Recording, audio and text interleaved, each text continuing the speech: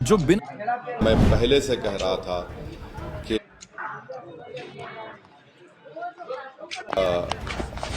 RJD BJP को नहीं रोक पाएगी। अगर आप ये समझते कि मुझे गाली देके मुझ पर पत्थर मारकर, मुझ पर उंगलियां उठाकर, मुझे कुछ बोलकर आपका गम हल्का हो जाता है तो बी माई गेस्ट। मैं सुना अखिलेश यादव का स्टेटमेंट आया, उन्होंने बोले एसआईआर की वजह से। कब तक आप पर बकवास बात करेंगे? छोड़िए उसको, आप देखिए आपकी कमजोरी कहाँ है। जो अब तक नतीजा आया, जो बिहार का नतीजा जिसमें एमआईएम पार्टी के अब तक 5 उम्मीदवार कामयाब हुए और जुबली हिल से हमने जिस कैंडिडेट को सपोर्ट किया वो भी कामयाबी मिली। मैं सबसे पहले अल्लाह सुब्हाना व तआला का शुक्र अदा करता हूँ कि उन्होंने अपने फजल और करम से हमारे इस फैसले को अल्लाह ने कामयाबी दी, अल्लाह ने अब रहम कर दिया।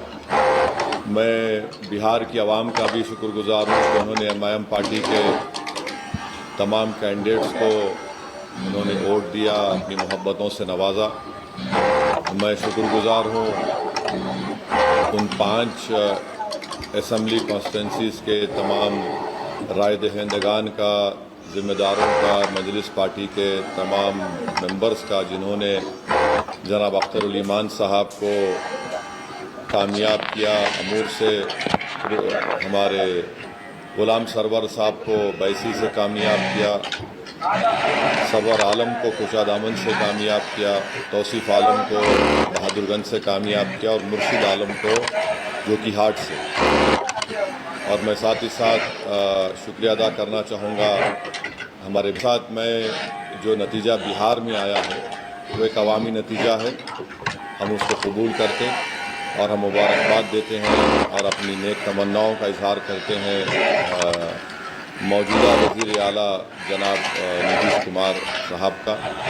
और हमारी पार्टी की तरफ से ये कोशिश होगी कि बिहार और सीमांचल में विकास हो, सीमांचल में भी बहार आए, सीमांचल में भी बच्चों की मौत ना हो, सीमांचल की महिलाओं के लिए वहाँ के बच्चों के लिए स्कूल, अस्पताल, पुल, ब्रिज बने, इंडस्ट्रीज़ आए वहाँ पर। इस सिलसिले में हम उनको अपना पूरा ताउन पेश करेंगे। मैं शुक्रगुजार हूँ जुबली हिल्स की असम्बली कॉन्स्टिट्यूंसी के तमाम वोटर्स का, राय दहिंदगान का, कि उन्होंने जनाब नवीन यादव को अपने वोटों से कामयाब किया। यहाँ पर भी मैं हमारे मजलिस के दोनों एमएलसीज़ का, जनाब रहमत साहब का, सनाफंदी का, जनाब फैसल साहब का, जनाब यासिर अरफात का, अनवर सादात का, फराज साहब का और जानी मियाँ का और ऐसे बेशुमार मजलिस के ज़िम्मेदारों का जो बड़ी मेहनत की, जस्तजू किए। और मुझे आज चीफ मिनिस्टर जनाब रेवंत रेड्डी साहब ने भी फ़ोन करके शुक्रिया अदा किया, उनको मुबारकबाद दी।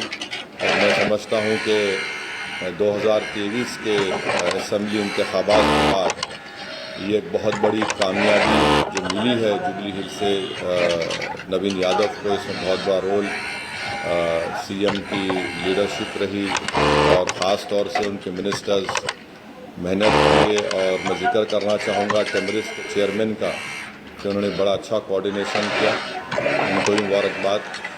और अभी एक बलरामपुर एक कॉन्स्टिट्यूंसी है सीमांचल में बिहार में, वहाँ पर अभी आज से अभी आधा घंटा पहले जनाब आदिल हसन साहब से मेरी बातचीत हुई थी कि उनके 4 ईवीएम्स ख़राब हैं। उन्होंने जो कहा कि तो वीवीपैट से काउंटिंग करना चाहिए और आदिल हसन 700 वोट से पीछे हैं अभी।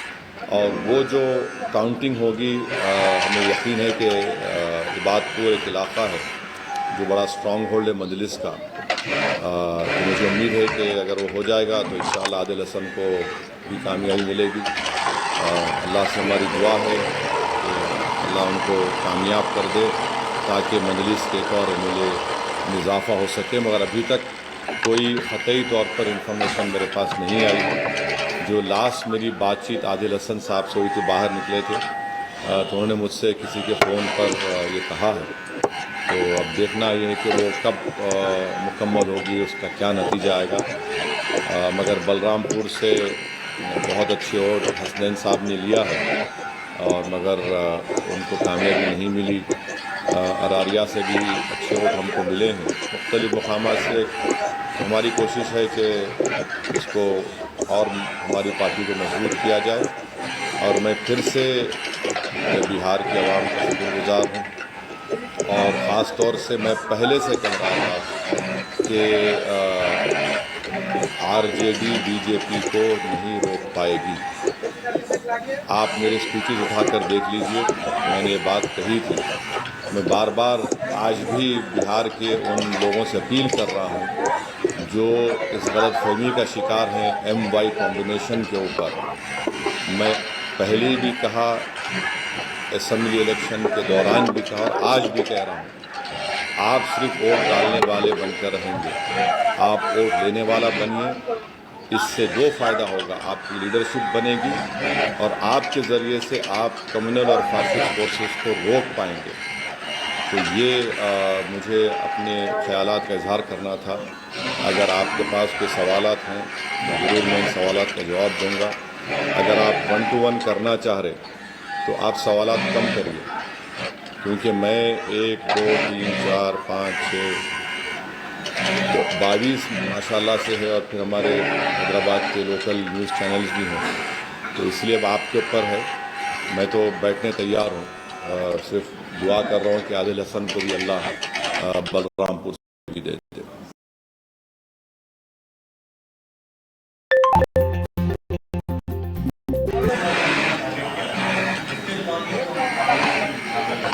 क्या क्या उन्होंने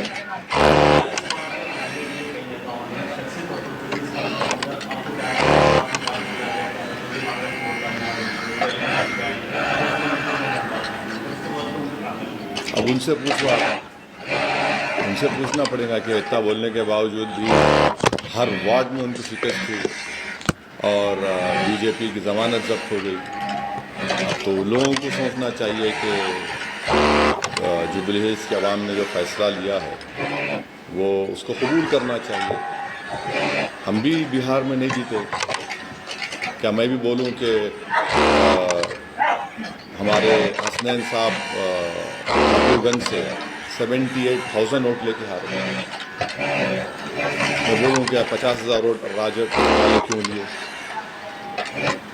तो ये अब वो लोग बोल रहे हैं तो वो खिचियानी बिल्ली खंबा नोचने के बराबर है। मैं क्या बोल सकता हूँ? नहीं, ठहरो भाई, आप पूछना चाहेंगे।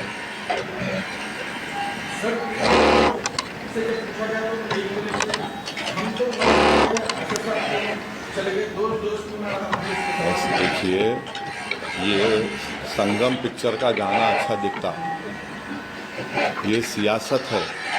मैं अपनी पार्टी को लेके आगे बढ़ना चाहता हूँ। मैं किसी के इंतज़ार में या फिराक में नहीं ठहर सकता। मैं आपको पहले से बोला था जब आप तमाम लोग दारुसलाम को आए थे कि क्यों आप नदीम यादव की तारीफ कर रहे हैं। मैं आपको बोला था कि BRS का वोट गिर गया है, अब इससे बढ़ के फिर आपको क्या होगा? आप वहीं ठहरे रहिए। मैं तो रोक नहीं पाऊंगा, मगर मैं नहीं ठहर सकता ना। मैं पार्टी का जिम्मेदार हूँ। मेरे को अपनी पार्टी को जब लेके हम बिहार जा रहे हैं, उत्तर प्रदेश में काम किया है शौकत साहब की क़यादत में, वो भी आके बड़ी मेहनत की है, सब लोग आए। तो अब इसमें क्या, अब मैं क्या बोल सकता हूँ? अब उनको सोचना चाहिए।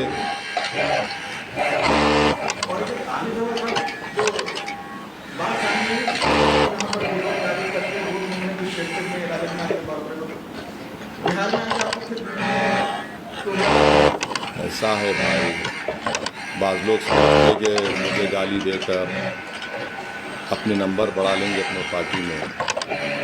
चलिए, अच्छा है, हमारी वजह से अगर आपके मुझे गाली देने से आपका नंबर बढ़ रहा है अपनी पार्टी में, तो कोई बात नहीं। हम तो भारत की सियासत की लैला हैं, ये तमाम हमारे मजनू हैं।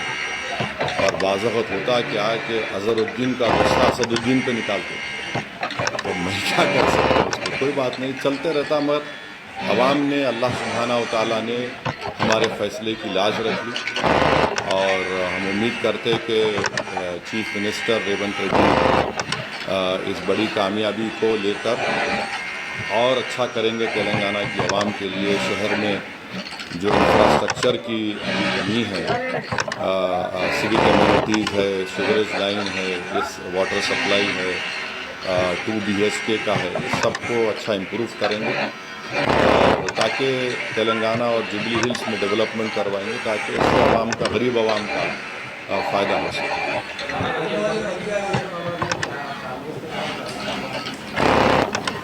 नहीं, इतना जल्दी कुछ बोल नहीं सकते। जब सही वक्त आएगा उस वक्त कुछ मैं अपनी राय का इज़हार करूँगा। मुझे अपनी पार्टी के ज़िम्मेदारों से मशवरा करके ये फैसला लेना पड़ेगा। अभी तो बहुत जल्दी है, कुछ बोल नहीं बोल सकता हूँ।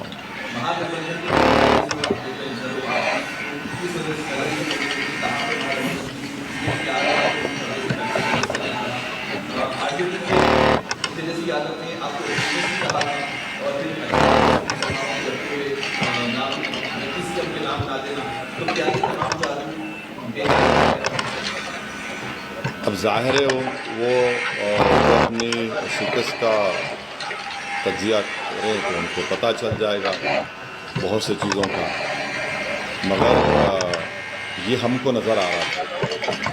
यहाँ पर कई ऐसे सहाफ़ियाँ हैं, इन बाद में आप ऑफ द रिकॉर्ड पूछ लो उनसे, मैं उनको क्या बोला था, कितने सीट आएंगे NDA को।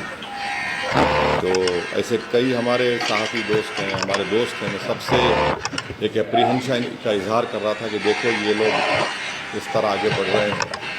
तो बड़ी अफसोस की बात है कि मेरी बात जो मैंने कहा था वो सच हो गई, जिसका खदशा था मेरे को। तो अब ये उनको सोचना है कि क्यों वो लोग BJP को नहीं रोक पाए। अगर आप ये समझते कि मुझे गाली दे के, मुझ पर पत्थर मार कर, मुझ पर उंगलियाँ उठा कर, मुझे कुछ बोल कर आपका गम हल्का हो जाता है तो बी माई गेस्ट। मगर अगर आप वाकई में कुछ कोर्स करेक्शन करना चाह रहे, अब जैसा मैं सुना अखिलेश यादव का स्टेटमेंट है, बोले SIR की वजह से, कब तक आप पर बकवास बात करेंगे? छोड़िए इसको, आप देखिए आपकी कमज़ोरी कहाँ है। अगर आप इस तरह से सोचते रहेंगे कि हम ये हैं और हमको जनता वोट डालेंगी, ऐसा नहीं होने वाला है। आपको इन सबसे पहले तो आपको बड़ा हम्बल होना पड़ेगा। आप अगर आप ये समझेंगे कि हम राजा हैं और वोटर हमारी प्रजा है तो वो ज़माना ख़त्म हो गया।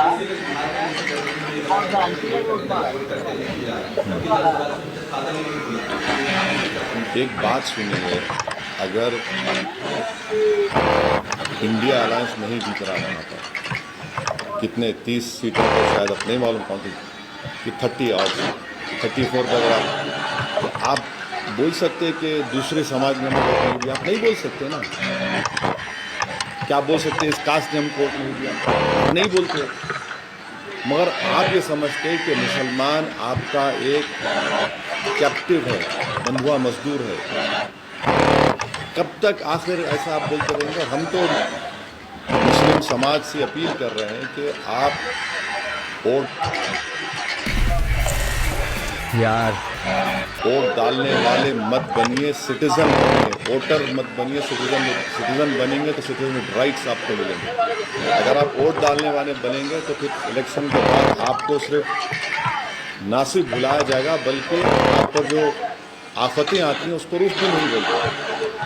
ये हम कंसिस्टेंटली बोल रहे हैं। उम्मीद करते कि इस नतीजे से पूरे देश में पैगाम जाएगा, ख़ास तौर से अल्पसंख्यक समाज के माइनॉरिटीज़ को, मुसलमानों को और जो सेकुलर जहन रखने वाले लोग हैं। हम उम्मीद करते हैं कि वो देखें कि क्या क्या रीज़न्स हैं।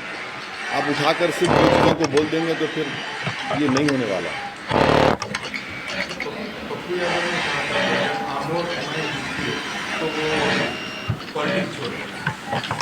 अब नहीं मालूम उनको कौन कौन छोड़ के चले गए उनको। अब आप कौन कौन छोड़ते, उन्हें क्या करते, मेरे को नहीं, मैं तो नहीं बोला ऐसा। मैं ये बोला हूँ कि पहला इलेक्शन हम आ रहे थे, हम बोले सीमांचल नहीं छोड़ेंगे। दूसरा जीते, हम 5 जीते, आप हमारे एविडेंस को तोड़े, हम जीते, हम तोड़े, हमने कहा नहीं छोड़ेंगे सीमांचल। आज फिर हम कह रहे हैं, अल्लाह ने हमको कामयाबी दी, हम सीमांचल नहीं छोड़ेंगे। हम जहाँ पे जाते छोड़ के नहीं, वो मेहनत करते। हम इस तरह के दावे नहीं करते। अब जो इस तरह के दावे किए हैं, अब ये सवाल उनसे पूछना आप पर वाजिब है।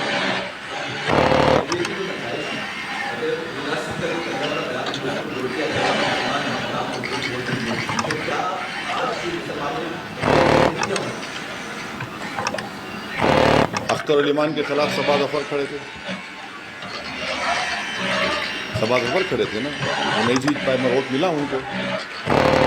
तो अब सबा जफर से उनको पूछना चाहिए।